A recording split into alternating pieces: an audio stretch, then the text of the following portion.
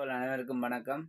இன்னொரு வீடியோ மூலமா உங்கள நான் தொடர்பு கொள்றேன். குறிப்பா என்னுடைய யூடியூப் சேனலுக்கு யாராச்சும் புதுசா வர்றீங்கன்னு சொன்னா, முதல்ல மறக்காம சப்ஸ்கிரைப் பண்ணி ஒரு ஆதரவு தாங்க. நீங்க சப்ஸ்கிரைப் பண்ணினா மட்டும்தான் என்னுடைய வீடியோக்கள் உங்களுடைய நோட்டிஃபிகேஷன்ல அதிகமா வந்து கொண்டிருக்கும். ஸோ அதுக்கு முதல்ல நீங்க கொஞ்சம் சப்ஸ்கிரைப் பண்ணி ஒரு ஆதரவு தாங்க. வாங்க இன்றைக்கும் ஒரு ரொமேனியா பற்றின ஒரு தெளிவான விளக்கம் ஒன்றோட நான் தொடர்பு கொள்ள இருக்கிறேன். வாங்க வீடியோக்குள்ள போகலாம். உளவாள் உறவுகள் அத்தனை பேருக்குமே ஒரு வணக்கம் ஒன்று தெரிவித்துக் கொள்கிறோம். குறிப்பாக இன்றைக்கும் நான் ரொமேனியா சம்பந்தமான ஒரு விளக்கம் ஒன்று தான். குறிப்பாக ஸ்ரீலங்கா எம்பசியில் இருந்து நீங்கள் யாராச்சும் இந்த ரொமேனியா வர்றதுக்கு நீங்கள் தயாராக, அதாவது ஸ்ரீலங்கா எம்பசி மூலமாக நீங்கள் ரொமேனியா வர்றீங்களன்னு சொன்னால் அதுக்கேற்ற ஆக்களுக்குரிய ஒரு வீடியோ தான் இது. கண்டிப்பாக இந்த வீடியோ பிரியோசனமாக இருக்குமென்று நினைக்கிறேன். முடிஞ்ச வரைக்கும் இந்த வீடியோ முடிவு மட்டும் பாருங்கள். ஏன்னு சொன்னால் இது ஒவ்வொருத்தனும் ரொமேனியா வர்ற ஒவ்வொருத்தனும் இந்த விடயங்களை அறிஞ்சு கொள்ள வேண்டிய ஒரு விடயம் தான். என்னென்னு சொன்னால் இப்போ இந்த எம்பசி எம்பசி என்ற ஒரு விஷயம் ஸ்ரீலங்கா பொறுத்தவரை, அதாவது ரொமேனியா பொறுத்த வரைக்கும் மிக மிக முக்கியமான ஒரு விஷயம். ஸ்ரீலங்கா எம்பசி ரொமேனியா பொறுத்த வரைக்கும் மிக மிக முக்கியமான ஒரு விடயமாக இருக்குது. என்னென்னு சொன்னால் கொஞ்சம் தெளிவாக தான் நான் இந்த விடயத்தை சொல்ல விரும்புகிறேன். என்னென்னு சொன்னால் அதை எல்லாருக்குமே சரியான முறையில் விளங்கிக் கொள்ளணுமென்றதுக்கான தான்.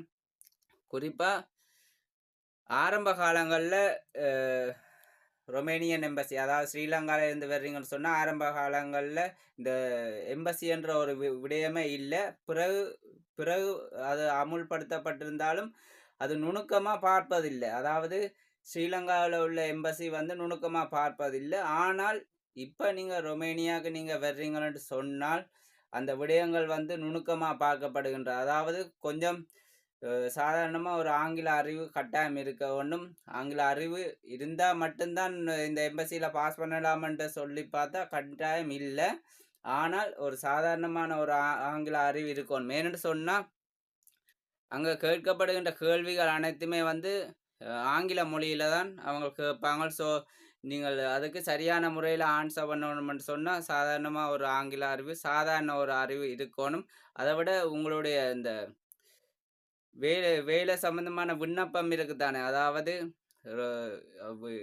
ஒர்க் கண்ட்ராக்ட் சொல்லுவாங்க. அந்த பேப்பரை அடிப்படையாக வச்சு தான் உங்களுடைய எம்பசியில் வந்து கேள்விகள் கேட்கக்கூடும். ஸோ தயவு செய்து அந்த பேப்பரில் வர்ற அத்தனை விடயங்களையும் நீங்கள் பார்த்து கொண்டு எம்பசிக்கு போங்க. ஏன்னு சொன்னால் நீங்கள் பார்க்காம அந்த விடயங்களை பார்க்காம எம்பசிக்கு போவீர்களா இருந்தால் கட்டாயம் நீங்கள் பெயில் விடக்கூடிய ஒரு சந்தர்ப்பம் அநேகமாக இருக்குது. ஏன்னு சொன்னால் அந்த பேப்பரை வச்சு தான் அவங்க உங்களுக்குரிய கேள்விகளை கேட்பாங்க. ஸோ அந்த பேப்பரில் உள்ள விடயங்களை நீங்கள் சரியான முறையில் சொல்ல தவறும் பட்சத்தில் வந்து அந்த எம்பசி சம்பந்தமான வாய்ப்பை நீங்கள் இழக்கக்கூடிய மாதிரி இருக்கும். எம்பசி வாய்ப்பை நீங்கள் இழப்பீர்களா இருந்தால் ருமேனியாவினுடைய கனவு வந்து உங்களுக்கு அற்றுப்போகக்கூடிய ஒரு சந்தர்ப்பம் இருக்குது. ஸோ தயவு செய்து இந்த உங்களுடைய பேப்பரில், அதாவது ஒர்க் கண்ட்ராக்டில் உள்ள விடயங்களை சரியான முறையில் பார்த்து கொண்டு போங்க.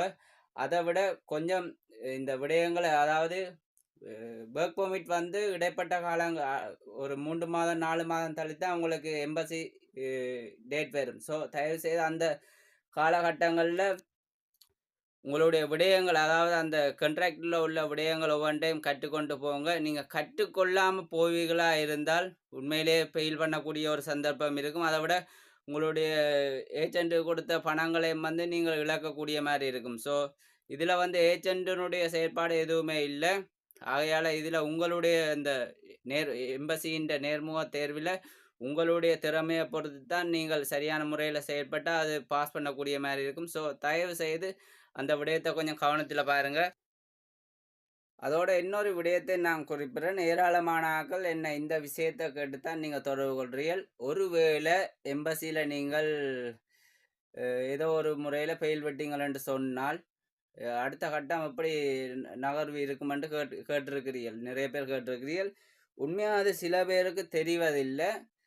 ஆனால் இருந்தாலும் உண்மையான கருத்தை நான் பதிவிடுறேன். நீங்கள் ஒருவேளை எம்பசியில் ஃபெயில் விட்டீங்களென்று சொன்னால் திருப்பியும் வந்து அப்ளை பண்ணலாம். அதாவது எம்பசிக்கு உங்களுடைய ஏஜெண்ட்டை வச்சு அப்ளை பண்ணலாம். அதுக்குரிய நடைமுறை இருக்குது.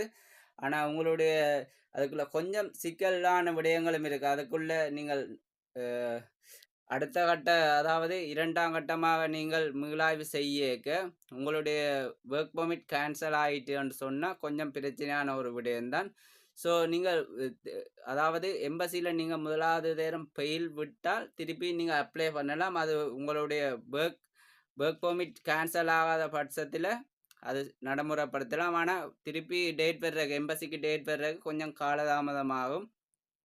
ஆனா, திருப்பி நீங்க அப்ளை பண்ணி திருப்பியும் ட்ரை பண்ணலாம். ஸோ, அது நிறைய பேர் கேட்கிறீர்கள். ஆனா, நிறைய பேருக்கு அந்த விடயம் தெரிவதில்லை. நீங்க ஒரு முறை ஃபெயில் விட்ட உடனே உங்களுடைய ருமேனியா கனவை நீங்கள் விட்டுறீர்கள். ஸோ, தயவுசெய்து அந்த எம்பசில ஒரு முறை ஃபெயில் விட்டாலும், அடுத்த முறைக்கு நீங்கள் அப்ளை பண்றதுக்கு உங்களுக்குரிய சந்தர்ப்பம் தாராளமா இருக்கு. அதுக்கு கொஞ்சம் ஏஜென்ட்டுக்கு மேலதிகமா காசு குடுக்க வேண்டி இருக்குமென்று நான் நினைக்கிறேன். ஸோ, அந்த விடயங்களையும் பாருங்க.